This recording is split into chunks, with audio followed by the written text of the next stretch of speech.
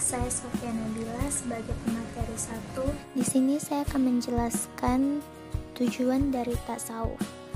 Tujuan tasawuf adalah yaitu berada sedekat mungkin di sisi Allah dengan mengenalnya secara langsung.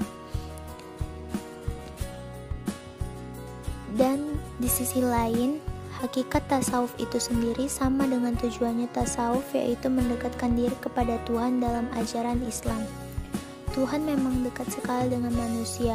Dekatnya Tuhan kepada manusia itu tertuang dalam Al-Quran dan hadis. Tasawuf itu diciptakan hanya sebagai untuk mencapai maqasid al-syar'i atau tujuan-tujuan syar'i. Sebagai contoh, orang yang diperintahkan naik ke atas atap rumah, maka secara tidak langsung ia juga diperintahkan untuk mencari media yang dapat digunakan untuk melaksanakan tugas itu dengan cara menaiki tangga. Berikut tujuan tasawuf diantaranya: 1. Berupaya menyelamatkan diri dari akidah-akidah syirik dan batil.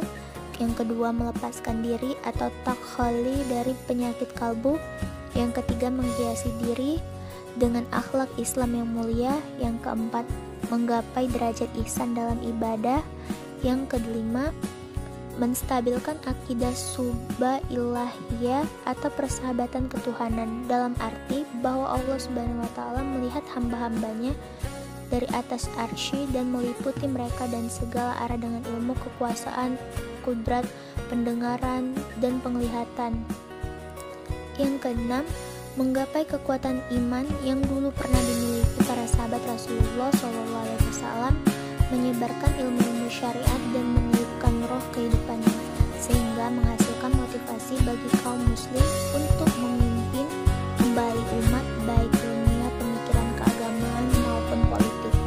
Selain itu, mereka juga mampu mengembalikan kepemimpinan global ke pangkuannya, baik politik maupun ekonomi, serta dapat menyelamatkan bangsa-bangsa yang ada dari kehancuran.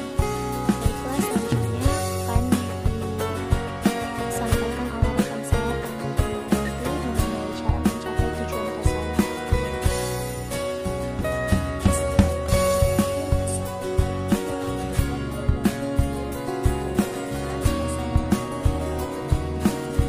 Di sini saya akan menjelaskan cara mencapai tujuan tasawuf. Untuk mencapai tujuan tasawuf, seorang sufi harus menjalani proses dan latihan spiritual yang panjang, yaitu melalui tahapan-tahapan kesufian menuju Allah yang disebut dengan maqamat. Penggambaraan spiritual yang dilakukan seorang sufi untuk menemukan hakikat dan ma'rifah tersebut seringkali memiliki kecenderungan yang berbeda, sehingga muncullah beberapa tokoh sufi yang menonjol dalam pengalaman rohani tertentu seperti zuhud, mahabbah, fana, hulul, wahdatul wujud, dan lain-lain. Yang pertama, zuhud. Zuhud artinya menjauhkan diri dari segala sesuatu yang berkaitan dengan dunia. Yang kedua, mahabbah. Tokoh mahabbah yang terkenal adalah Rabi'ah al-Adawiyah. Bagi Rabi'ah, zuhud harus dilandasi dengan mahabbah atau rasa cinta yang mendalam. Kepatuhan kepada Allah bukanlah tujuannya, karena ia tidak mengharapkan nikmat surga dan tidak takut azab neraka, tetapi ia mematuhinya karena ia cinta kepadanya. Menurut Rabi'ah, rasa cinta kepada ilahi mempunyai dua bentuk, yaitu cinta rindu dan cinta karena ia layak dicintai. Yang ketiga, fana dan baqo. Fana artinya sirna, hancur, lebur, atau hilang.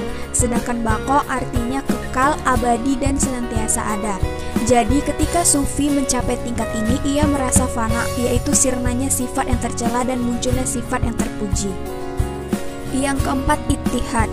Ittihad yaitu pengalaman kesatuan seorang sufi. Seorang sufi akan mabuk dalam kenikmatan bersatu dengan Allah.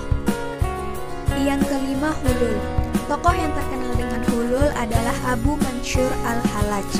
Menurutnya, tingkat fana yang dicapai oleh para sufi bukan hanya membawanya kepada ittihad, tetapi lebih jauh lagi, yaitu hulul. Hulul yaitu bertempatnya sifat ketuhanan kepada sifat manusiaan. Dalam hal ini, al-Hallaj dipandang sebagai sufi kontroversial, sehingga harus berakhir di tiang gantungan. Yang terakhir atau yang keenam adalah Wahdatul Wujud. Tokoh yang terkemuka dalam Wahdatul Wujud adalah Ibnu Arabi.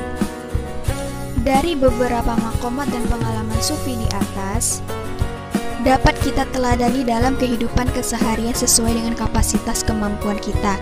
Dengan sendirinya akan bermunculan akhlak yang terpuji yang membangun kehidupan bermasyarakat.